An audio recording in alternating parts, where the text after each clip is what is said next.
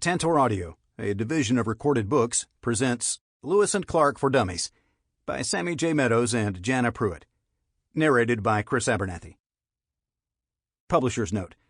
In this audio edition, you will hear references to figures present in the print and e-book formats of the book. Limit of liability, disclaimer of warranty. While the publisher and author have used their best efforts in preparing this book, they make no representations or warranties with respect to the accuracy or completeness of the contents of this book, and specifically disclaim any implied warranties of merchantability or fitness for a particular purpose. No warranty may be created or extended by sales representatives or written sales materials. The advice and strategies contained herein may not be suitable for your situation. You should consult with a professional where appropriate. Neither the publisher nor author shall be liable for any loss of profit or any other commercial damages, including but not limited to special, incidental, consequential, or other damages.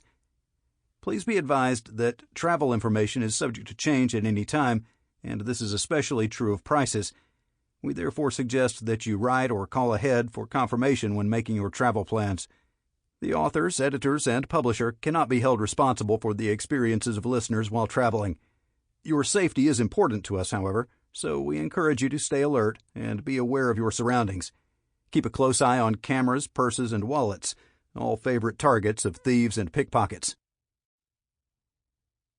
Introduction. Thanks for picking Lewis Clark For Dummies. We know you want to spend your time on actual Lewis and Clark stuff, so we'll keep this introduction brief. About this book. The Lewis and Clark expedition was the greatest camping trip in history. It was one of those irresistible American adventures that many people dream of living. This book shares the delightful details of the journey that historians have gleaned from the group's journals and maps, and also discusses what's known of the Indian perspective of the expedition. And while learning about the expedition is a lot of fun, you can also travel to the places the Corps of Discovery, the official term for the group, ventured, and meet descendants of many of the same people. You can even get bitten by descendants of the same mosquitoes. So, this book gives you tips and ideas for traveling Lewis and Clark's route. Conventions used in this book. In this book, you find the actual words of Lewis and Clark, quoted from their journals, which have been published in various forms since 1806. In this book, we use the most recent and best, Meriwether Lewis and William Clark, the Journals of the Lewis and Clark Expedition, in 13 volumes. Edited by Gary E. Moulton and published by the University of Nebraska Press, Lincoln, Nebraska, 1983 through 2001. The spelling and punctuation throughout the quotes from the expedition's journals, Moulton edition, are inventive. The captains were creative spellers, especially Clark, and we haven't cleaned it up for you. It's too much fun the way it is. In addition, we have used the spelling Sacagawea, Sacagawea, for the name of the young Shoshone mother who accompanied the expedition, because that is the spelling on which most historians agree. You may have seen her name spelled Sacajawea, the spelling the first editor of the Lewis and Clark journals changed it to in 1814, and the one still used by the Shoshones, or Sakakawea, the spelling used by the Mandans and Hidatsis. But we use Sacagawea, Sacagawea, because that's how Lewis and Clark phonetically spelled her name in their journals. Sometimes italicized words are used in the quotes from Lewis and Clark's journals, and wonder how they got that way? You know that Lewis and Clark didn't take along a typewriter or computer. In the Moulton edition, italics are used for Lewis and Clark's corrections or alterations, or for words they inserted between the lines. In addition, throughout this book, we use certain terms associated with Lewis and Clark and the people who helped them on their journey. We also avoid other terms, including the following. Native American. When we discuss a tribe that Lewis and Clark met, we use that tribe's name, Mandan, Shoshone, Blackfeet, Sioux, Clatsop, or the term Indian, to describe the members of several tribes, although we use that term sparingly to avert the notion that all Indians are alike.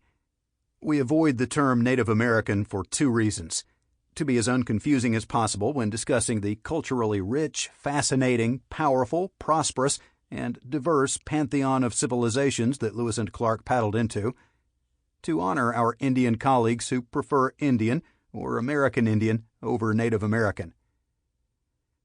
Chief. This title doesn't appear at all in Lewis and Clark for Dummies, except when cited in a quote from the Lewis and Clark journals. Lewis and Clark, as did all American diplomatic and military emissaries of the day, bestowed the rank of first, second, and third chief on those Indian leaders they perceived to be most amenable to their American trade plan. The term, however, is not necessarily a traditional title for a tribal leader. To keep from perpetuating false assumptions, we simply use the terms leader or headman. Squaw. This word doesn't appear in Lewis and Clark for Dummies either, except when cited in a quote. Tribal people consider it an extremely derogatory term for woman, and because we're both women, well, how this book is organized. Throughout this book, you find out about Jefferson's Western exploration from his earliest efforts to see the Corps assembled through the aftermath for the explorers, the tribes, and the United States. But the focus of this book is on the period between Jefferson's confidential letter to Congress requesting dollars to mount a Western exploration, January 18, 1803, and the expedition's triumphant and improbable return to St. Louis, September 23, 1806. 42 months that changed the world. Part 1. Lewis and Clark's America. This part tells you who the players were. Thomas Jefferson, who dreamed the expedition for years, Lewis and Clark, who led it, members of the expedition, the Indians, and the land. You find out why the expedition happened, what regions it explored, who saved it from disaster, and how history has judged it so far. This part also explains erroneous 18th century assumptions, like the existence of a Northwest Passage, of woolly mammoths, and of salt mountains. Part 2. Into the Known, Monticello to Fort Mandan. This part follows the Lewis and Clark expedition from its conception at Monticello, Thomas Jefferson's west-facing mountaintop home in the Blue Ridge foothills of Virginia, to its winter garrison at Fort Mandan on the serene frozen prairies of today's North Dakota. You find out that Jefferson sent Meriwether Lewis to Philadelphia to study botany, zoology, climatology, archaeology, celestial navigation, paleontology, medicine, and everything else a first-rate explorer ought to know.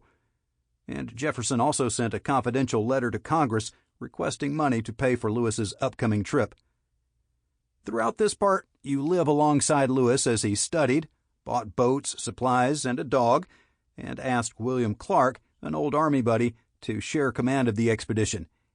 You get to come along as the two young captains joined forces at the Falls of the Ohio and proceeded on to their first winter encampment at Camp Dubois, Camp Wood, where they recruited and trained the Corps of Discovery. In May 1804, the entire woolly bunch set off up the Missouri River. Along the route, Lewis and Clark met with local Indians, trying to convince them to forsake old ways and join a trade alliance with their new Great White Father. You find out about friendly Otos, Missouris, Yanktons, and Arikara, as well as less cooperative Teton Sioux that Lewis and Clark met before arriving at the Mandan villages near today's Bismarck, North Dakota. This part wraps up with the building of a second winter camp on the Missouri River, near the Knife River, where the Corps settled in for a warm and contented season among the Mandans. There, they met Sacagawea, who would become their interpreter, and included her and her new baby in their entourage. Part 3. Into the Unknown, Fort Mandan to the Pacific. This part details the expedition's journey from Fort Mandan to the Pacific coast. First, the Corps paddled up the Missouri River through the bountiful northern plains, teeming with wildlife. They reached the Great Falls of the Missouri, a sight more wondrous than Lewis and Clark expected, and had to portage their boats around them. You witnessed the Corps at the headwaters of the Missouri, where Lewis and Clark searched frantically for the Shoshones, Sacagawea's tribe, in order to procure horses for crossing the Continental Divide. They did succeed in meeting the Shoshones, led, by a stroke of great fortune for the Corps, by Sacagawea's brother, Kamiwe, and began an arduous trek across the snow-covered Rocky Mountains. You find out about the harrowing experience of the Corps and how they emerged starving on the western side of the divide in Nez Perce country. An elderly Nez Perce woman convinced the tribe to spare their lives, and the men struggled to digest unfamiliar foods, camas, an onion-like root, and salmon. They then left their horses with the Nez Perce and built dugout canoes to travel on to the Columbia River. In this part, you also get to ride along as Lewis and Clark zoomed down the mighty Columbia and portaged around thunderous Celilo Falls, the ancient salmon fishery of the Columbia River tribes. On November 7, 1805, William Clark looked up from his seat in one of the canoes and recorded, "Ocean in view! Oh, the joy!" This part winds up as you witness Lewis and Clark taking an historic vote of the Corps of Discovery membership, including Sacagawea and York, Clark's slave, to determine which side of the Columbia to winter on. The group selected the south side, so a third winter garrison of the expedition was built near today's Astoria, Oregon. The Corps of Discovery spent a wet, cold, hungry, and homesick winter in the middle of extraordinary natural and cultural wealth in the land of the Chinooks and Clatsops. Part 4. Bound for Home. In this part, you watch as the homesick Corps started east for home on March 23, 1806. To their discredit, the group stole a canoe from their generous host, Cobaway, of the Clatsop Nation. To compensate, they bequeathed Fort Clatsop to Cobaway and set out. You also witness the group's trek over the mountains again and understand why the expedition split up, with Lewis and one crew going back to the Great Falls of the Missouri and exploring the Marias country, and Clark and his crew going back to the Three Forks of the Missouri and exploring Yellowstone country. Clark's journey was uneventful, but Lewis's resulted in misunderstanding and death for two Blackfeet youths, and one of Lewis's own men also shot him in the backside. Yet the entire Corps survived to reunite on the Missouri River once more. At the Mandan villages, Lewis and Clark said goodbye to Sacagawea and Pomp, Clark's nickname for Sacagawea's son, and proceeded down the Missouri River to St. Louis. There, they met a hero's welcome. Expect the story to end there? Not a chance. This part also describes what happened to the key players after the expedition. Part 5. The Part of Tens. In this fun part, we describe places on the Lewis and Clark National Historic Trail that are now completely changed, or completely unchanged, from how Lewis and Clark saw them. We also share our favorite and most recommended places to visit on the trail. Finally, we give you our favorite resources for additional information on the Corps of Discovery and on your own recreation of the expedition as you take the trail yourself. Part 6. Appendices. This part includes reference material, a list of tribal homelands that Lewis and Clark visited, and a glossary of 18th century terms that Lewis and Clark used throughout their journey. Icons used in this book. Icons help you focus on significant events of the expedition, select parts of the Lewis and Clark Trail you may want to visit, ruminate over some amazingly creative spelling, and more. Here's a list of what the icons mean. Remember, this icon points out significant Lewis and Clark facts that help you better understand the circumstances surrounding the Corps' journey. At the very least, you can use these tidbits of information to impress friends over dinner. Heads up. This icon brings to light any especially dangerous or foolish moment for the Corps of Discovery. In their words, when you hear this icon, you will hear quotes from the Lewis and Clark journals, edited by Gary E. Moulton and published by the University of Nebraska Press. These quotes present the exact words of Lewis and Clark as they wrote them, in non-standard English, according to today's standards, that is, with non-standard spelling. These aren't typos. Trail tips. This icon marks valuable travel planning information that you can use to recreate Lewis and Clark's journey. Technical stuff. This icon highlights information that you can skip if you want to. Technical information like latitude and longitude, measurements, and other specifications. Where to go from here? Unlike other histories of Lewis and Clark, this one is designed, like all For Dummies books, to be opened to any chapter or section within a chapter that interests you. You can start anywhere without getting lost. After all, you may want to know only what Lewis and Clark did 200 years ago when they were in your neck of the woods. On the other hand, because this book relates the history of the greatest camping trip ever taken, you can also listen to it start to finish, following in the footsteps of the Corps.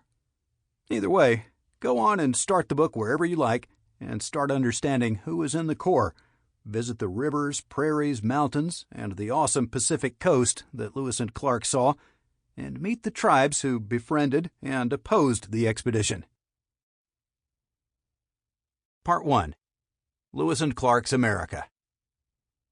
In this part, you meet the cast of characters: Jefferson, Lewis, Clark, York, Sacagawea, Jean-Baptiste, Charbonneau, Drouillard, Black Buffalo, Shaheka, Seaman, and the others.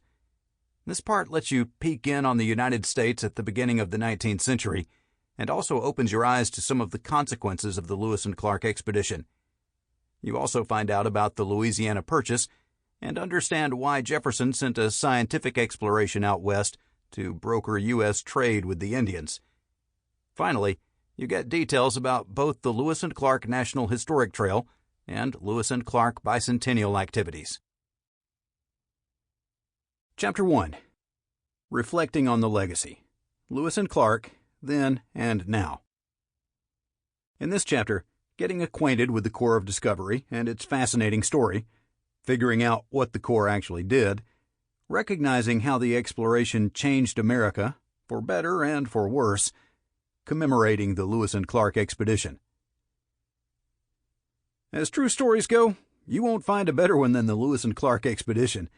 It includes a great multicultural cast of characters and a terrific action-adventure plot that's full of surprising twists and turns.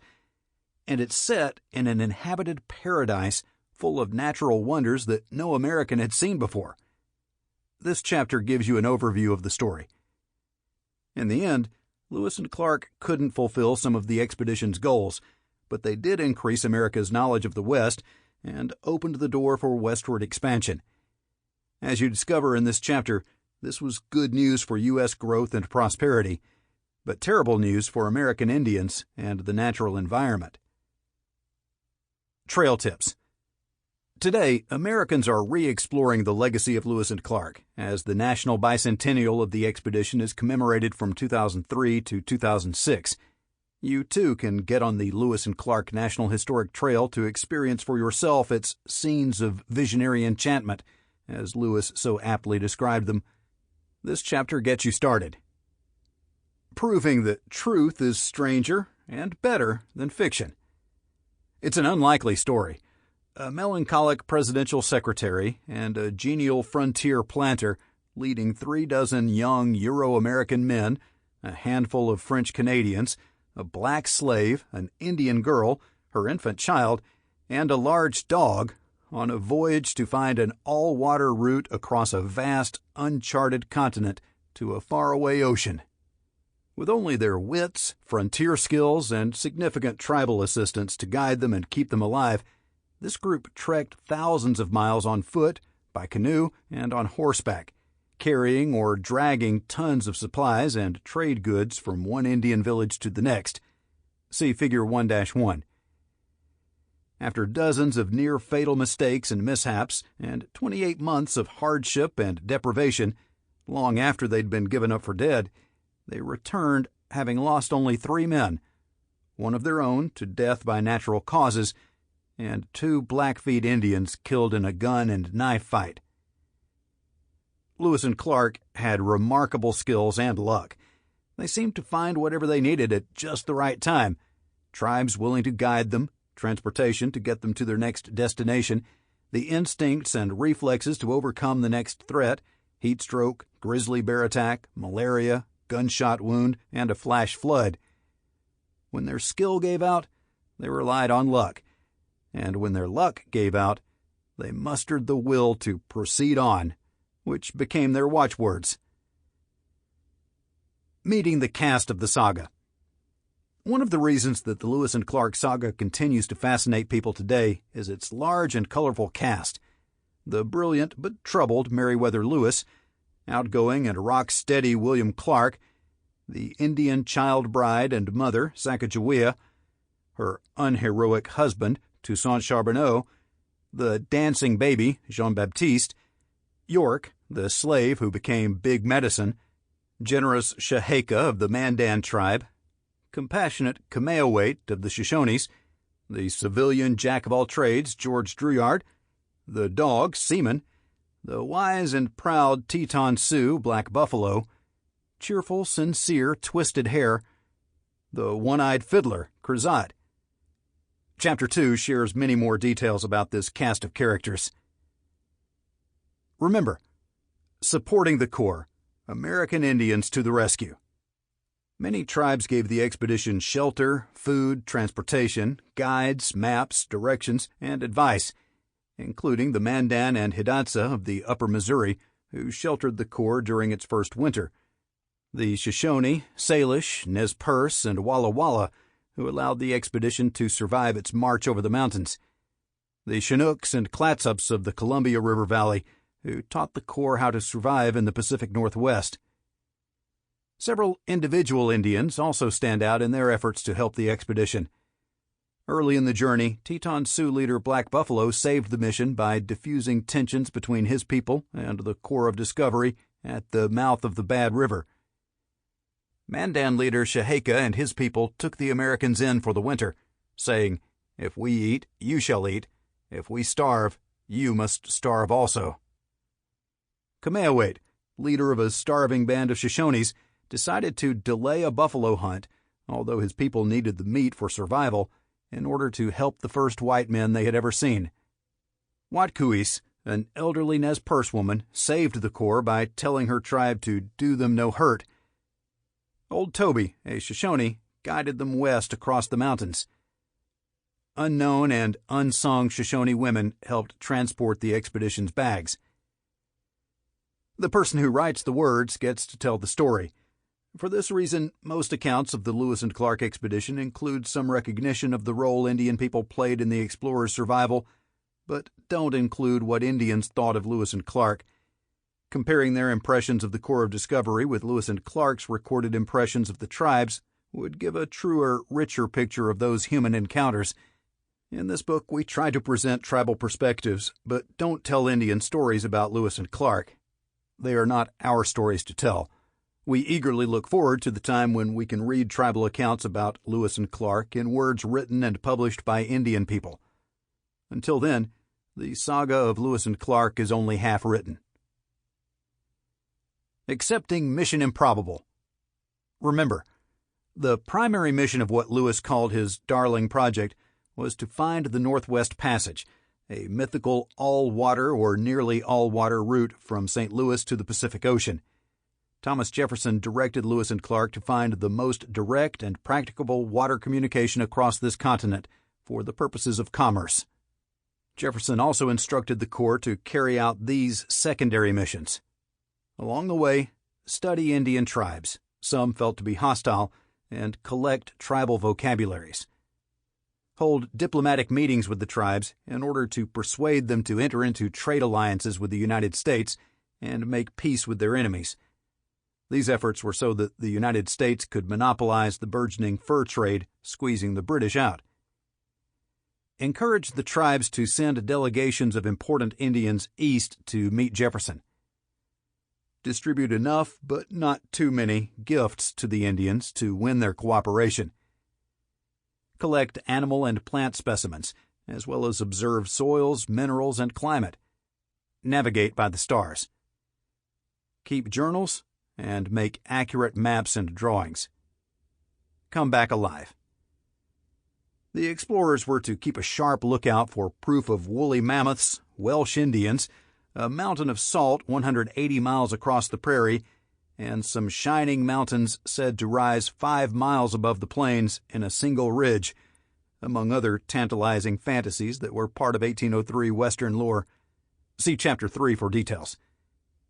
Exploring empty wilderness or inhabited civilized homelands.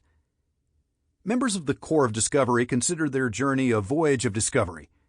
No one from the United States had traveled west of the Upper Missouri Valley, so the Corps believed every bend in the river, sunset behind a mountain, tool made from bone, taste of fresh-pulled root, smell of bear fat, and notes of songs wailed in unfamiliar languages to be discoveries that expanded knowledge about the continent. Heads up. But Lewis and Clark didn't actually discover anything in the sense of being the first to find something out, as dictionaries define discover. The land and water that the expedition explored had been occupied, known, and actively used for millennia by native peoples. The 100-plus tribal nations in the expedition's path had their own languages, traditions, social and political hierarchies, health care, education, religions, and customs. The tribes operated far-flung trade networks, established hunting, gathering, farming, and sacred boundaries, formed alliances, and made enemies as circumstances dictated. Lewis and Clark did not blaze their own trail. They traveled Indian roads, using Indian maps and advice. Adding to scientific knowledge.